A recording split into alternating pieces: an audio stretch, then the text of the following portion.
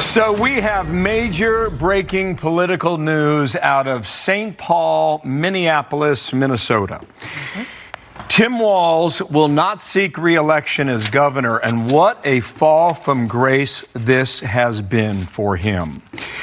You might recall in the spring of 2023, he pushed through several progressive ideas to the state legislature that caught the attention of Barack Obama, who went to Twitter to give his endorsement for the programs, which eventually caught the attention of people like Kamala Harris, who chose him to be her running mate as the vice president.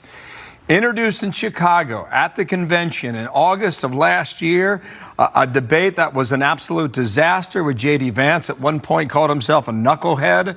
But after reportedly billions of dollars have been stolen from taxpayers by way of the state of Minnesota, Tim Walz says he will not seek a third term.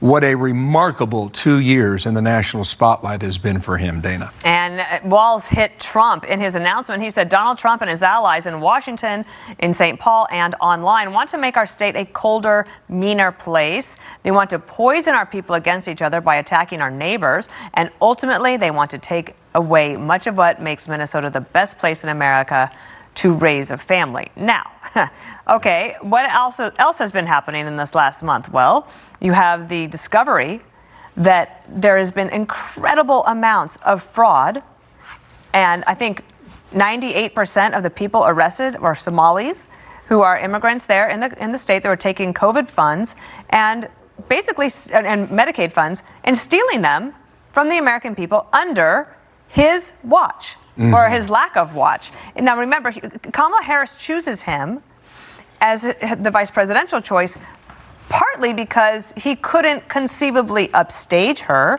She says in her book that she didn't want to go with Josh Shapiro of Pennsylvania, who because he was Jewish. She actually says this, okay? And then she goes with Tim Walz, and he was a disaster from beginning to end. He also has a lot of confidence in himself, but I think that it was very clear to him after he had some discussions over the weekend that he would lose. He was a drag on the Democratic Party nationally, and the best thing that he could have done for the party, actually, and probably for him and his family, is to take this action today, which is to decide not to run for re-election. So the initial reporting suggests $1 billion has been stolen. Since then, that number's gone higher. It's higher. How high, we don't know where it ends. And there are suggestions that it could be similar in other states. Mary Catherine Ham.